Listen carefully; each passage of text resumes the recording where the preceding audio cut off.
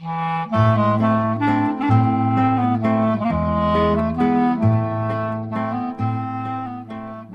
to Couples Therapy in 7 Words.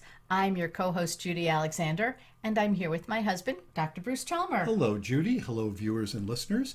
We have a delightful interview today that we just finished recording well, why don't you give the title of our episode this time? Okay, it is No Perfect Love, an interview with Dr. Alyson Nerenberg.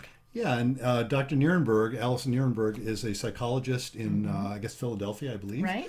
And has written a book called No Perfect Love. It's about perfectionism and its effects on relationships. And she was a lot of fun to talk to. She was a lot of fun. We very knowledgeable and had some great ideas. And we kind of made new friends, so it was really fun. Which, that's great when that happens. Yes, it is. So before we show you that interview, we're first of all going to put out our usual appeal to let people know about the podcast, and in particular, I want to put in a special word for give us a rating. We hope 5 stars on whatever platform that you get it from, because that helps people find it. And reviews are great as well, and respond, engage with our social media posts and stuff like that. But especially if you would give us a 5-star rating if you think we deserve it. Like us, follow us, share us. Yes, please indeed do that. And let's put in a word for the book. Reigniting the Spark, Why Stable Relationships Lose Intimacy and How to Get It Back. And this is the book that started it all, as you so often point out, because I write about the 7 words in that book, and the 7 words being... Be kind, don't panic, and have faith. Yeah, the book is structured around those 7 words and how that really makes a difference for you in relationships. And this is the first podcast, spoiler alert, I'm not going to tell you now, you'll have to watch the interview. This is the first time where I actually gave the working title of my new book that is in progress right now. I don't know. The working title I had for the earlier book changed, so I can't guarantee that it'll come out with what I said. But I'm gonna fight for this one because it's really kind of what it's about. So we'll see how that goes. And when I say fight, it's like with the publisher. That's what I'm fighting with. And wonderful, we have wonderful publishers. It goes. It stays. Right, exactly. That's how this stuff works, folks. So anyway, that's you'll see that if you watch the interview, you'll see that I revealed that finally in this interview. It just sort of came up naturally. And yes, it did. There it was. And also, let's not forget about, let me find my little prop here. If you go to our website, which is CT in 7, like couples therapy in 7, the number 7, ctin7.com, you will, in addition to being able to get all of our episodes and also information about the book, you can find from there. You'll also find merch, our beautiful couples therapy in 7 words mugs in 2 sizes. 11-ounce and 15-ounce sizes. And it has the beautiful logo designed by my beautiful wife, the Couples Therapy in 7 Words logo, and it also has the inspiring message, be kind, don't panic, and have faith on the other side. Just the thing you want to have when for you your are... morning coffee or tea or other beverages of choice. Great way to start the day, end the day, have a break during the day, whatever. So with that, let us proceed to the interview. You will see Judy introducing our guest, and then we'll have the interview, and we'll be back afterward. Our guest today is Dr. Alyson Nerenberg. Dr. Nerenberg is a licensed psychologist who has been counseling individuals, couples, and groups for the last 30 years. After earning her doctorate in clinical psychology in 1997, she spent 5 years as the clinical director of the Keystone Center Extended Care Unit, a nationally known residential treatment program for healing from addictive behaviors and trauma. Additionally, she spent 5 years as a board member for the International Institute for Trauma and Addictions Professionals, where she headed the supervision committee. She has supervised hundreds of therapists and lectured nationally on various topics, including healing from trauma and addictions. As part of her private practice in Philadelphia, Dr. Nerenberg consults with sports organizations, including the NBA, NHL, and National Soccer League, and many other organizations, including Johnson & Johnson, McNeil Consumer Products, and the Philadelphia Police Department. She has been featured on MSNBC, ABC, CBS, Fox, A&E, and the Comcast network. Her book, No Perfect Love, Shattering the Illusion of Flawless Relationships, was published in May of 2022. Alyson, welcome to Couples Therapy in 7 Words. Thank you. So glad to be here this morning. Well, we're glad to have you here. So I think we just, at least this is what occurred to me to start off with. How did you get interested in perfectionism and how it affects relationships, and actually anything else you'd like to say about your own personal journey, how you got to where you are? Yes. Well, it's funny. I've always wanted to write a book. I was one of those kids who journaled and kept diaries, and it was just my creative outlet as an adolescent, as a kid. Then life got busy. I became a psychologist. I have a really busy private practice, 3 kids of my own, and writing just wasn't on my agenda. I actually had to go to a continuing education class, and it was actually in Arizona, and part of the experience was they had us do an experiential exercise, and you sat next to the person you just happened to be sitting next to, and you were supposed to talk about a life goal you have and what stands in your way. So I said, oh, I've always wanted to write a book, but I don't even know what I'd write about. I don't have time. I have 3 kids. I have a busy private practice. And the person I was sitting with said to me, well, okay, if you don't have time to write a book, I get that. Could you try writing a blog post? Write 1 blog post a month. And at the end of the year, there will be your book. And so I couldn't commit to writing a book, but I was like, 1 blog post a month, I can pull that off. Yeah. I went home and followed up. I didn't know what I'd write about, but I just started writing. And I wrote about what was my own struggles as a parent, my own struggles being married, my patients, whatever clinical issue was occurring that was caught in my mind. And I just let it go. And it was great. But I didn't want to publicize this. I wrote these blog posts and I put it on this tab on my website that nobody knew about and didn't have any comments or anything. I was writing it, but I wasn't sharing it. And then after about a year and a half, I thought about it, and I have a friend who's a very prolific author out in LA. And I reached out to him and said, I have this blog post. I don't know what it's about, but I've just been writing. And I think it's pretty good. And do you think it might be a book? And he said, well, I've got this friend, Scott Bracert, who is an editor, and he's really honest, and he'll tell you if it's a book, and he'll tell you, can he turn it into a book? Can he not? So I said, okay, this is a friend of a friend. It's not quite as scary. So I sent all my blog posts to a friend of a friend, and Scott got back to me within the next couple of days and said, yes, this is definitely a book. And I said, I don't even know what the theme is. And he said, oh, that's easy. The theme is about letting go of how things should be and accepting how they are. He said, this theme is about letting go of perfectionism in our relationships. So the book wrote itself pretty much. I didn't have a theme that I was trying to fit. I was just unconsciously writing it. Wow. Yeah. And I suppose, that story of how you kind of let it out gradually seems to fit with that same theme of not worrying so much about whether it's perfect. I enjoyed that in your introduction, talking about the fact that the book itself, you're not striving for perfection in the book itself. Well, it's funny. My first blog post was called The Perfectly Imperfect Blog Post. And I started writing this blog post about, all right, this may sit in a drawer with my other unfinished projects, and it might go out, and who knows, and just letting that go and going from there. So why don't you define for us what you mean by perfectionism? Because we might have different ideas of what that is. It's interesting, Judy, first of all, because everything that's been written about perfectionism, the books, it's all looking at perfectionism within yourself, about the tapes that we play, how we try to be perfect. There was very little written about how we expect our partners to be perfect. There's a lot of good stuff written about couples therapy, whether it's Harville Hendricks, John Gottman, a lot of good authors, but there was nothing combining the two, perfectionism and our expectations of others, of our partners, of our friends, of our kids. So for me, the definition of perfectionism is when we have these expectations that are unrealistic, and we set ourselves up to be disappointed by expecting something that doesn't happen.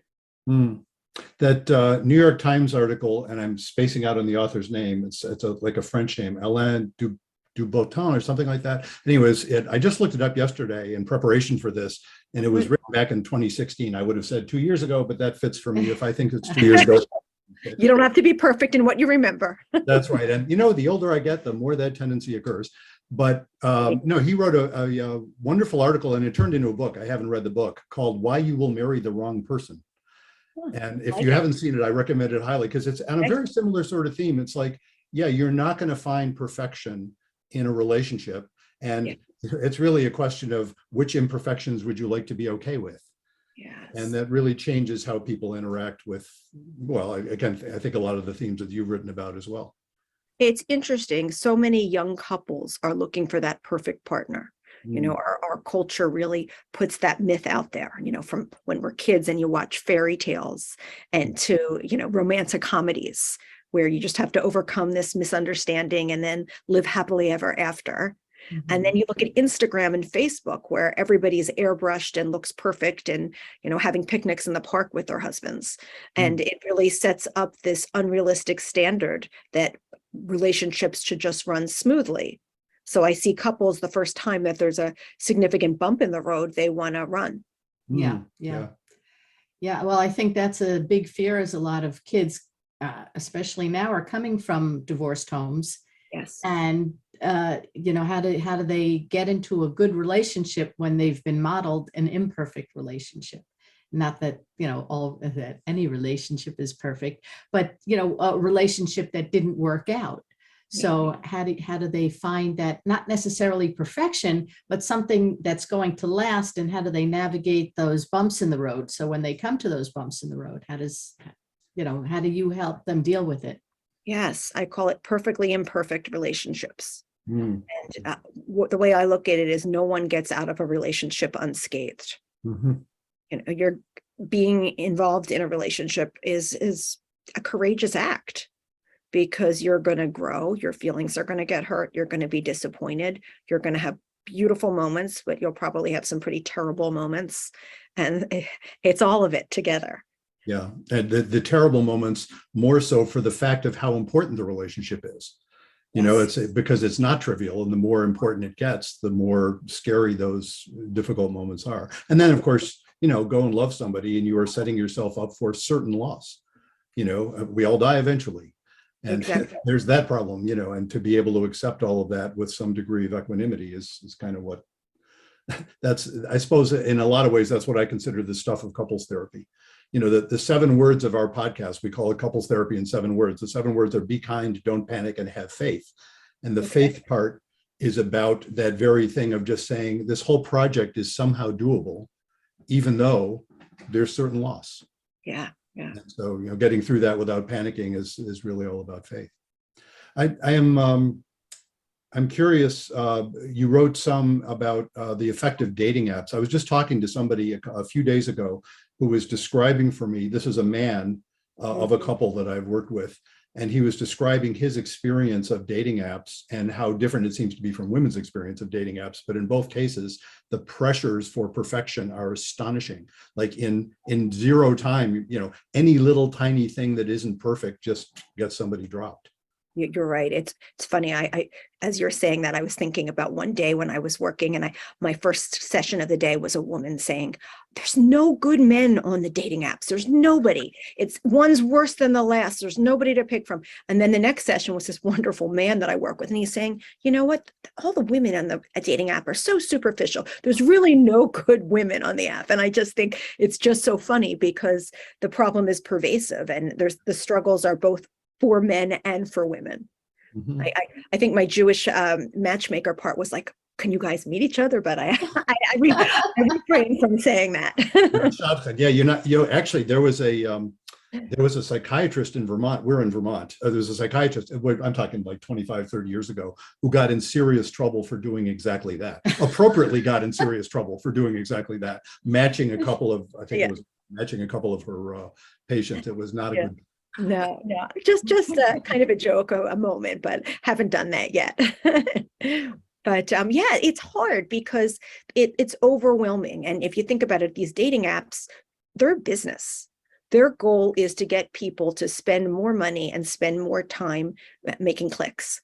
They want to get you lost down the rabbit hole of doing this. And the longer you're on it, the more money they get. So the reality is, I like the dating apps because this is a place where people meet other people looking for relationships. So there's some good that can go on it. One piece of advice I give couples is keep your expectations realistic. Don't go on there and say, hey, I'm looking to find the love of my life. Right. Go on there and say, all right, I get to practice some dating skills. The pandemic has kept me pretty isolated. I get to go out and socialize. I'm going to have a date with somebody. I'm meeting somebody. Maybe I'll make a friend. Maybe I'll make a friend who has other friends and I could increase my networking. Yeah, it's really something that before there was such a thing as the internet, people would do by being in groups where they had some similar interests, or they would have networks of friends that would introduce them to people. Oh, I think you'd be good for so-and-so. And what the dating apps, I think at their best do is they just increase that pool that, it makes it possible to actually find people in circumstances where it may be more difficult in a wider geographical area also. Of course, the downside, well, that's again what you've described. I mean, the downside there is it can be such a superficial look at someone. If people go into it with sort of perfectionistic expectations, they'll be disappointed in anybody. So part of what I recommend to my patients who are doing this is really set boundaries around it. So instead of letting it overtake your life, do it for an hour a day, maybe 6 o'clock to 7 o'clock in the evening. Put 1 hour that you're going to check. And I also recommend just use one dating app at a time. You don't want to spend all this money doing 3 or 4 apps. That doesn't really increase your odds of finding a successful match. Just keep it a small part of your life. Continue doing real life opportunities to meet people too. But if you can confine it to 1 hour a day and really do all your responding, then it's keeping a boundary around it, not doing it while you're at work, not doing it when you're with family. Yeah. You also talk about narcissism in Yes. your book. How do you relate that to perfectionism? Oh, completely. So Arnold Rothenstein, a famous psychoanalyst, said his definition is that narcissism is the unrelenting pursuit of perfection.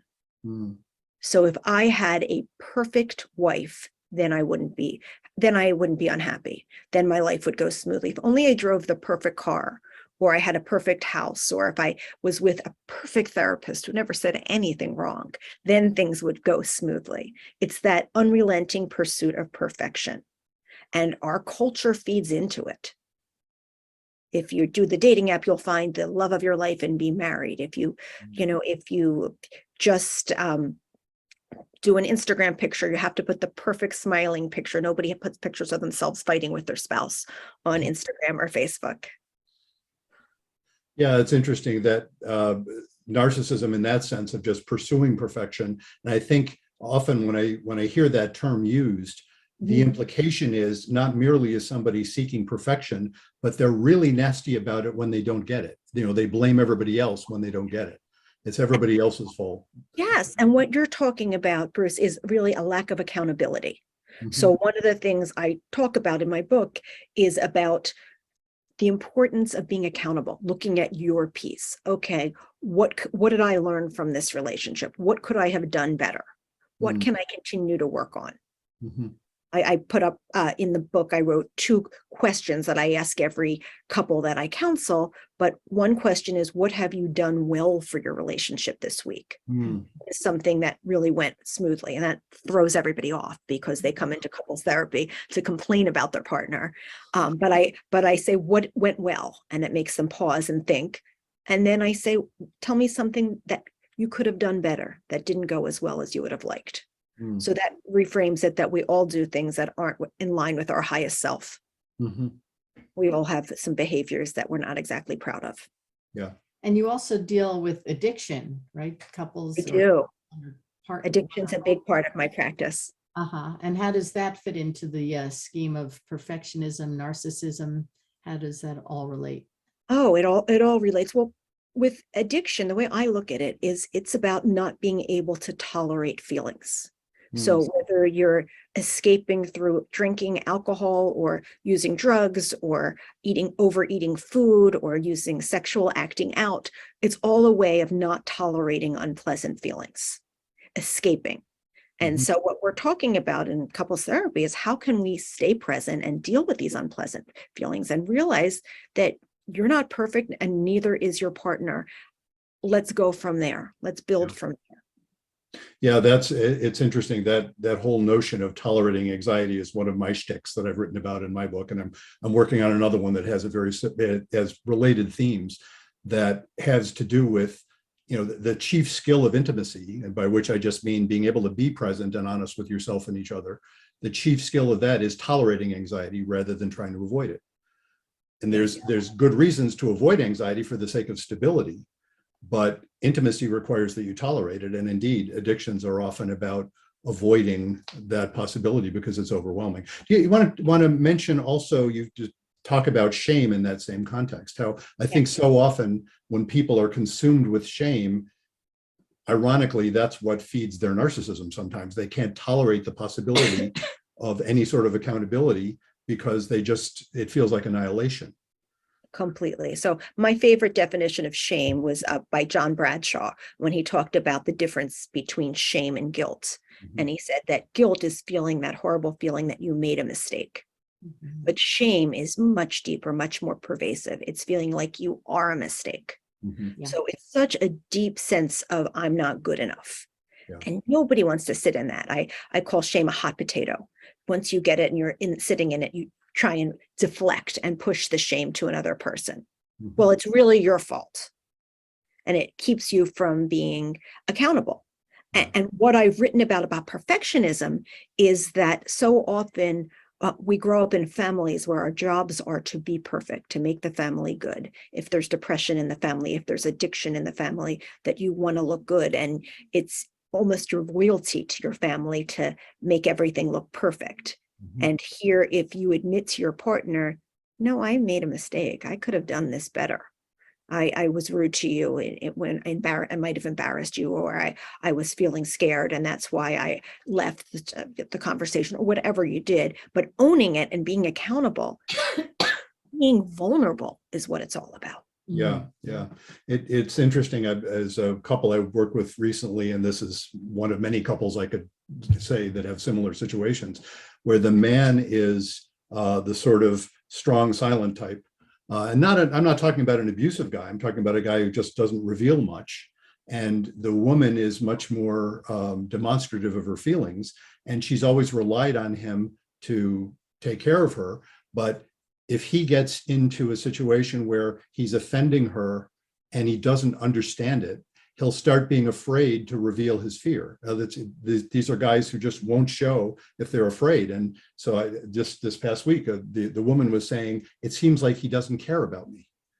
And the man was saying, he does care about her. What she wasn't perceiving was he's terrified. He doesn't know what to do to help because he'll try to do something to help and it blows up in his face. Actually, that's rather the theme of the letter that we have this week. So we can get to that in a moment, actually. A good segue. A good segue. Actually, let's do that. It suddenly occurs to me I'm sure that's why I picked out that letter, actually. Good. Ready, Alyson? I'm ready for you. Okay, Millie writes, Dear Bruce and Judy, my marriage is in trouble and I'm the reason. No matter how hard I try, I can't seem to do things right. I struggle with anxiety and sometimes I forget to do something. Last week, I got a notice about an overdue bill and my husband Jim saw it and got upset. Don't get me wrong, he wasn't yelling. He just said it embarrasses him when that happens and asked me if I wanted him to take over paying the bills. But I can tell he thinks I'm a screw up and deep down he regrets marrying me. When I tell him I can't tell if he loves me anymore, he tries to tell me I'm wrong to feel how I feel, which just makes me more upset. Lately, he's been just clamming up when he sees me crying. He used to be my port in the storm, but now he won't even hug me when I need it. Can marriage counseling help us? What should we do? Interesting. As I heard this story, I thought about our conversation a couple minutes ago about shame. And I thought about how this woman must carry such a deep sense of shame. Yeah, she feels like a screw up for making a mistake. Yeah. And that, she's projecting her own feelings about herself. I'm such a screw up. He must think that. Mhm. Mm-hmm. So I hear really low self-esteem, I would think was probably tied to some of her childhood issues that were probably not resolved. I'm the screw up in my family. I'm the scapegoat. I'm messing up again. Why would he love me? I don't even love myself. Yeah. Because the reality is, we're all going to screw up in some level. There's so many things to keep track of in today's lives, on our busy lives, whether it's paying bills, whether it's, taking care of children, whether it's taking care of houses, whether it's forms and everything that needs to be due immediately. There's going to be mistakes. And part of her work is going to be accepting her own imperfections and that she is going to screw up and she'll probably screw up again in the future. And it's okay to make mistakes. It's okay to, instead of saying, hey, I can't do this, I'm going to give it all to my husband. Maybe the two of them sitting down together once a week and going over the bills that they're sending out and making it more of a team effort and discussing it. Yeah. I Yeah, hear it's her interesting. beating herself up. I'm sorry, say again. I hear her beating herself up. Yes, Oh, yeah, absolutely. for sure. Yeah, yeah. No, it's interesting when I think about the couples I've worked with in this sort of situation, in the couples counseling context. He's sitting there, and what she said about he used to be my port in the storm, but now he won't even hug me when I need it. I just had a couple earlier this week where she was saying something rather similar to that, and she was not, I think I was saying this earlier, she wasn't perceiving that he was afraid because he was feeling like whatever he does is wrong. He tries to reassure her that he does love her, but her sense is that he's angry or he's bothered by her. And he's not revealing his fear and saying, I try hugging you or I try whatever, but then sometimes it blows up in my face and you get mad at me. And so it's a tricky thing I think in the couples context, to invite him to recognize his own fears and for her to say, oh, you didn't realize it, but it's actually possible that this strong guy is terrified. Yes. When he observes you, reacting certain ways. And I think one of the struggles in relationships is that we tend to get defensive when somebody's calling us out on an imperfection. Well, I did it last week. I did all the bills and I did this right. Or you know what? You could have done it. We end up defending ourselves instead of owning it. And, I know my husband is an oldest child and I'm an oldest child. So we both have this sense of perfection. We want to keep our families going well. We were the ones who were the overly responsible ones. So at times, we're also both talkers and loud. And I know my husband would say, wait, you messed this up. And I had to say, yeah, I did. And I'm probably going to mess up other things too. I don't have to be perfect. And neither do you. It's been really freeing. I think that's hard for some people to say that, because I think the immediate response is, oh my God, I messed up. I can't do that again. So I like that response of, I'm going to mess up again and owning up to that. So. Well, and what that reflects, for you to be able to say that, you have to have a really solid sense of your own essential validity. You have to not be consumed with shame to be able to say something like that. You just say, yep, I did screw up. That's what people do. And I'm even sorry. You can even feel some guilt without dissolving into shame. That's what makes it possible to do an actually effective apology. You have to have a clear sense of your own validity, and then you can actually apologize without feeling like you're dissolving into nothing. We had this moment, and it's making me think of it. My daughter was going to Boston for the summer last summer. She just graduated college, but when I was moving her there, and we flew her in, and my husband had somebody who was giving me a ride back and from the airport, and he had somebody, and I was going to pay him on the ride back. But what I hadn't realized, I think I had given almost my last dollar to my daughter while she was starting her program. And I came back and I said, oh, I don't have enough money. Let me Venmo you. And I was going to Venmo him the money. And I think I explained that to my husband. He said, what? You didn't have enough money? You traveled home without enough money? And I know this person. And oh my God, his own shame was that I'm going to look like that I'm not good enough and he's not good enough. And I said, wait, I'll Venmo him. I'm going to be home. I'll take care of it. It's not your problem. But he just, the catastrophizing of not doing it well. And that's when the moment I said, I messed up. I should have kept more money on me to travel home with, but I'm going to mess up again. And this is life. And I was feeling pretty proud of myself that I had, traveled to Boston, moved her into her apartment and like gotten her set up, done a lot of great things. Yeah. But still, I'm going to do something that's in my less than ideal self. And okay, well, life is about making corrections without beating ourselves up. Yes, absolutely. Yeah. And you mentioned the hugging part. I like in your book, you talk about how you recommended to a couple that I guess you and your husband had done to start every day with a passionate kiss. Yes. My husband is that- intense. My husband he's a talker. He's loud. He can be very intense. I can be too. And we were going through a period in our marriage. We've been married about almost 27 years now. But in that, I guess about 7 or 8 years ago, we were going through this period, maybe a little bit earlier, where we were arguing about a lot. And I was still mad at him. And I remember, being with him and and I saw a couple, and what had happened for me was that I figured, okay, even if I'm angry with him and it's not all resolved, maybe we could give each other a kiss and say goodbye and be, at least connect for that moment. And even the act of kissing is releasing dopamine and serotonin. And it's good for oxytocin, right? It's the yes. Yeah. Instead of waiting until everything's 100% okay to kiss him, like what if we, bring the body, the mind will follow.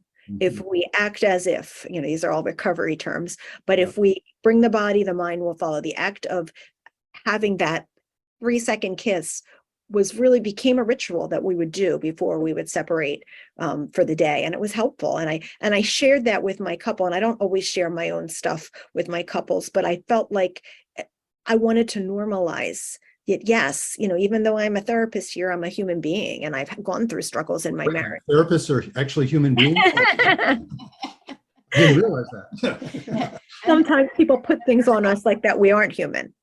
Yeah. And that we have the whole psychodynamic thing about being a blank screen kind of fosters that concept. That's why I don't really, I learned a lot. That was my earliest training, was in psychodynamics. Me too. Learned a lot, but got away from it. My doctoral program was psychodynamically based. So I always felt like a rebel when I would share stuff about my own life. But I feel like people need to know that you're a real person, that you really care about them, and that you're present. So at the first few years, I always felt like a rebel sharing my own life, but I think it makes you much more relatable. Oh yeah, definitely. So what else should we be asking you about? I don't know. What else called to you in the book? Any other particular issues that came up for you in reading it? Well, some of the things that I found surprising, and we tend to think that athletes have these wonderful lives because they're, athletes and they've got all that adulation. And you've dealt a lot with professional athletes and the problems that they have. So are there problems that are specific to people that are in the spotlight? And how do you relate that to like your regular clients?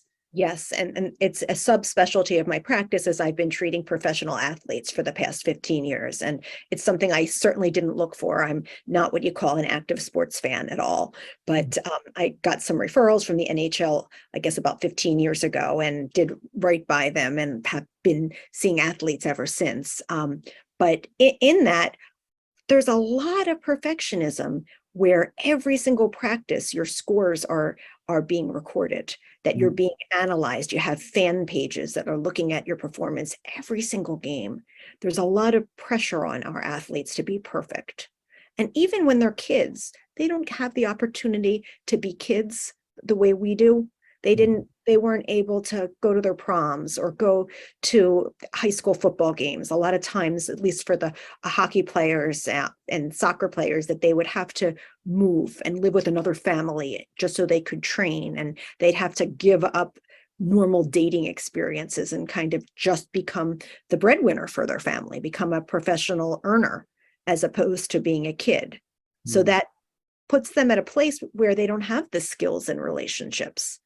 And then they're also seeing fans who are thinking they're great, and they start to question, why does this person want to be with me? Is it only because I'm a super athlete, or because I'm famous, or because I make a certain amount of money? So it's this distrust of love and distrust, and looking at themselves as objects that have to be perfect, and looking at their partners as perfect objects too. Yeah.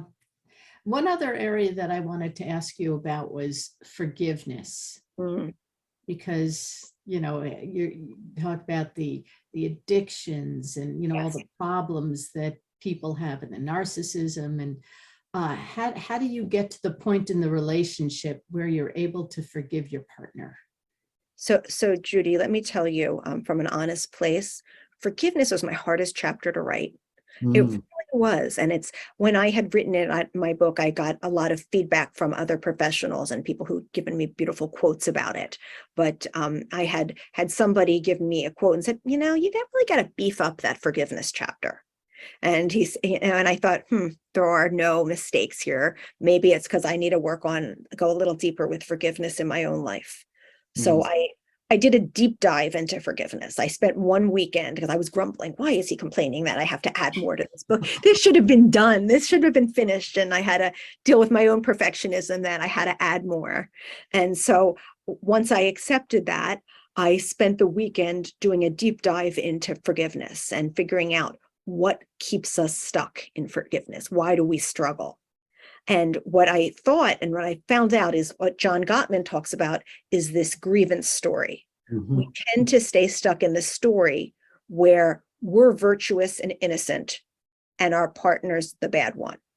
He did this, so I'm angry with him, and I'm innocent, and I'm going to keep telling myself this story over and over again. And then I'm going to tell my friends or a therapist or whoever will listen to my side of the story.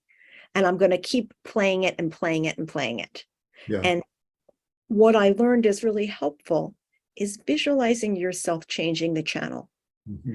We have these remote controls, and we have these remote television remotes where we have all these channels for TV shows nowadays. And if you can just visualize yourself changing the channel, instead of being in the victim channel or the anger and resentment channel, picture yourself changing the channel to the beauty channel. So you're focusing on all the beauty in life. You're focusing on the streams outside of your home. You're focusing on all the Vermont air and the smell of it. You're focusing on all of the sunsets and all the beauty around you, as opposed to being in the resentment phase. And then you can change the channel again, and you can put it to the gratitude channel. And where you put on the gratitude channel, all you have to do is walk into a hospital and realize you can walk out. You can go to a supermarket and realize that, unlike people in other countries, or even people who are impoverished in our country, we have all these choices. We can buy anything we want to eat. And there's so many healthy foods and choices, and staying in the gratitude channel. And then picturing yourself turning the channel once again to the forgiveness channel. What do you need to let go of? What's standing in your way? Do we know anybody that has forgiven anybody? Is there anybody in your family you can ask about forgiveness? Can you focus on reading books about forgiveness? Can you focus on watching TV shows where forgiveness is described? And what can you do to forgive yourself so that you can then forgive another person? Yeah, I think that one in particular is really key. I have my chapter on forgiveness starts with that if you can't, that I think there's always some part of us that blames ourselves for not preventing our getting hurt, even when it's not rational to do so. I've had adults who were sexually abused as young children, blaming themselves for not stopping it. They know it's intellectually not sensible, but they're still feeling emotionally deeply like, oh, I should have prevented it. And there is a logic to that, because the alternative is to feel like the world is just impossibly horrible. So, I'd rather feel like it's my fault so I have some control over it. And people will bring that from their childhoods. And it's very difficult to forgive someone else until you recognize you did the best you could too. And when I can see that about myself, then it's relatively easy to extend that to whoever hurt me. Well, they did the best they could at that moment, even though it wasn't very good. Yes. And yeah, they shouldn't have done that, but we've all been there on some level. Yes. And then that's what facilitates forgiveness. But it is that forgive yourself part, I think, is really crucial. I consider that in some ways kind of step one. Completely. It's owning that. And then there's also the step of understanding what forgiveness is. Does Mhm. forgiveness, just because you choose to forgive somebody, doesn't mean you're going to stay in a relationship with that Absolutely. person. Yeah. Doesn't mean you're going to act like best friends with this person. You're going to remember, but you're going to not be so tied up yourself in pain about it. Yeah. This is I a gift to remember yourself. I learned about that from a woman I worked with many years ago who had an active restraining order out against her ex-husband, who had tried to kill her on numbers of occasions and actually tried to kill their children. And he was clearly, I mean, he was nuts, to use the technical term. And she had a restraining order out on him, but carried no particular grudge. She was just really careful to make sure that she was never anywhere where he was, but really had forgiven him. She said, I let go of the anger. He's nuts and it's a bummer, but yeah, I got to be really careful. She didn't trust him at all, but she could forgive him. And she wasn't carrying the pain. She wasn't carrying that anger around with her. I don't know if you watched the TV show Ted Lasso. I wrote about it in my book, but I it's saw that you wrote about that. We haven't watched it. oh, you got to watch this. Yeah. It's such a wonderful show, but they did a beautiful job with forgiveness in it.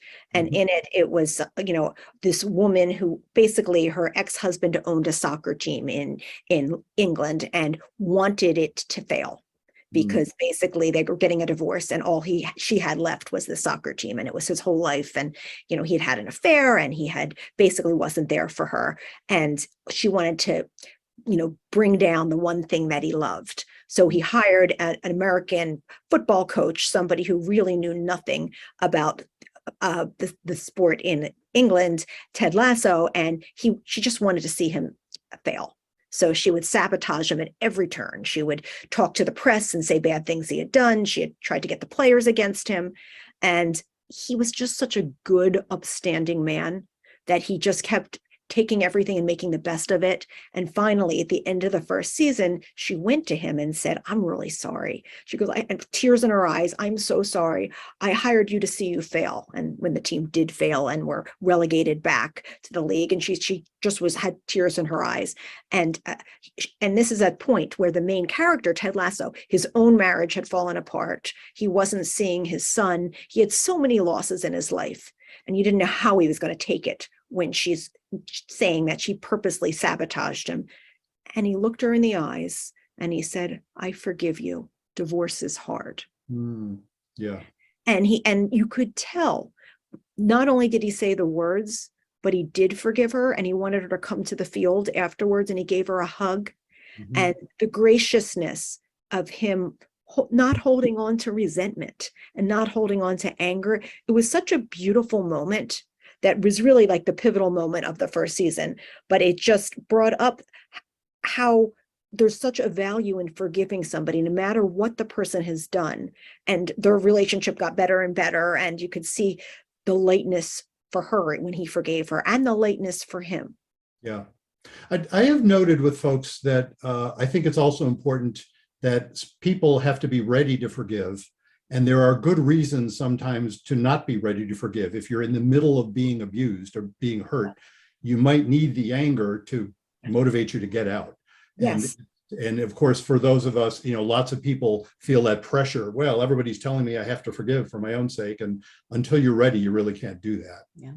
Completely. There's stages. Yeah. Yeah, definitely. I agree with that. And I also find it a complicated process sometimes, easier said than done. There was a reason I said it was my hardest chapter to write. It really, I saw many of my patients struggled with it. I've struggled with it.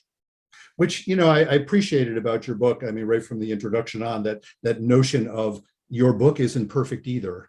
Yes. I'm writing about that in the book I'm working on now, that if you look at self-help books as a class, that the ones that just seem to be saying, this is the answer to all your problems, here's the perfect answer. A three-step process to living a perfect life. Yes. Right. Precisely.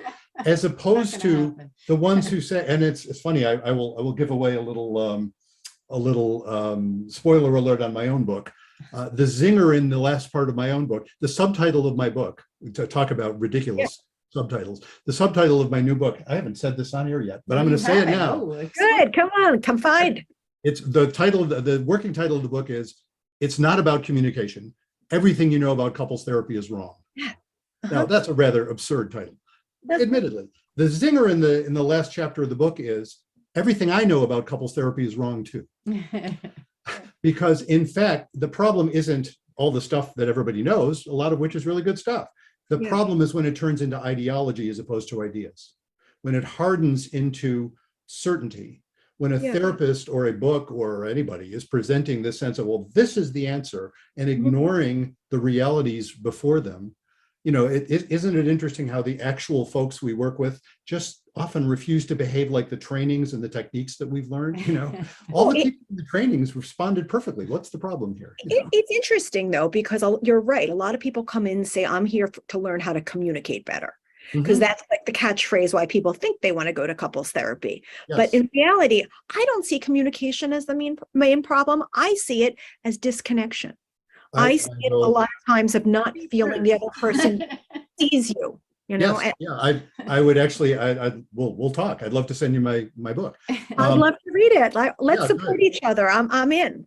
Good. We'll talk.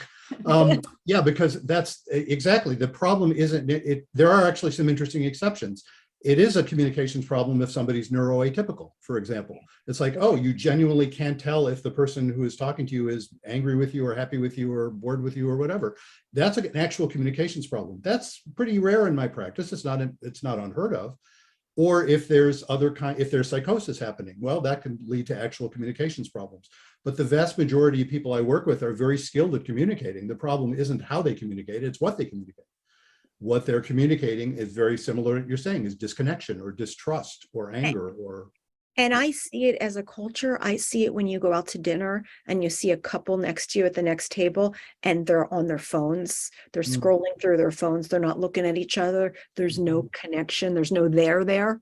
Yeah. And I see it in my practice when I see a woman will say, my husband was watching the game and he didn't even look up off the TV when I walked in the room. Yeah.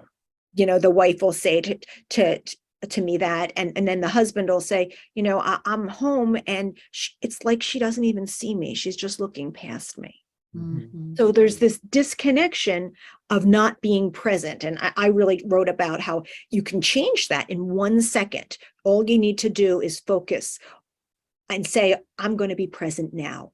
I'm going to look at the person in the eyes. I'm going to let my face light up. I'm going to let my eyes sparkle. I'm going to let the person know that I'm happy he's here and I'm happy she's in the room. I'm with you. Yeah. And to do that, of course, you have to accept that they're not perfect and you're not perfect either. And that's what lets that happen. And you're going to mess up and you're going to mess up again. And tomorrow's another day. Mm. There you go. So Yeah. the book is No Perfect Love, Shattering the Illusion of Flawless Relationships by Dr. Alyson Nerenberg. It's just been delightful having you here. And do you have a website that we should put up on the screen at this point? Sure. So my website is www.healingrelationshipspa for Pennsylvania.com.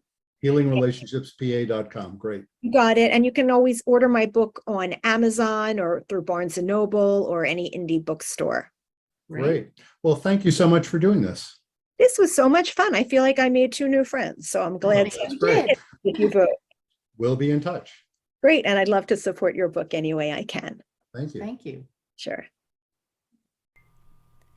Well, we hope you enjoyed that interview with Dr. Nerenberg and that you run out and get her book. Yeah, it's we had fun reading it, and Yeah. and Just remember, no love is perfect. exactly. Might be and- good, but they can all, use a little bit of,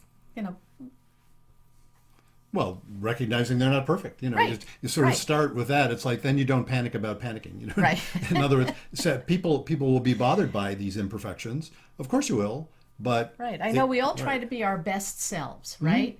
But you're not going to achieve that level of perfection that you see in television and movies and commercials. And I think that like Alyson was saying, that we have unrealistic expectations Yeah. and how to be a little bit kinder to yourself. So It's interesting, that the notion. I haven't seen this as much recently, but this idea that everybody should strive for excellence. Yeah. That word excellence. The word excellence means out of the it's like out of the middle, You can't strive for excellence. It's like, in Lake Wobegon where all the children are above average, Right. No, they're not. They're not. We are all human beings and we're all going to mess up on occasion. Right. And that's just part of the deal. I'll strive. I'll strive for good. How about good? Good is good. Good is good. That's really good. I like that. Yeah. So, So if well, as I was going to say, if you would like to be on our program, you certainly can contact us by going to our website, CTin7, that's the numeral 7.com, CT for couples therapy, so CTin7.com. And I think that was how Alyson's folks found us, that right? is indeed, her publicist got in touch with us. Right? And- so and- if yep. you would like to get in touch with us and be on our program, just go to our website. Or if, like Millie, you have a question that you would like us to address on the air, you can also go to our website and write to us. Well, you can write to us individually, Bruce at CTin7.com or Judy at CTin7.com, or just go to the website and there's a place where you can write. And if you yourself would like to be on the podcast, did I say that? I think I said that. You might have said that. Okay, but, yes. But I'll just or note, if you know folks that want to be on the podcast. absolutely, and I don't think you said this part, which is that you can even sign up for a time. We do our recording mostly on Fridays, and so I think the times you'll get offered will all be Friday times, and you can check it out. And if you have a time other than Friday, that if you can't do Fridays, we're flexible. Yeah, drop us an email and we'll work with you. We'll work with you. So, and we have at least one other setup, and probably some more actually in the pipeline. Pipeline, yeah. That's really neat. So let's also mention again the book. Reigniting the Spark: Why Stable Relationships Lose Intimacy and How to Get It Back. Indeed, that's available anywhere books are sold. While you're looking for Dr. Nerenberg's book, you can check out my book too. And I actually mentioned, as I said in the intro, and you heard it, if you've come this far, folks, you've heard this. I actually gave away the working title of the next book that I'm almost done with the first draft of, which means it's going to be a while before it comes out. Right. But you can check that out on the interview as well.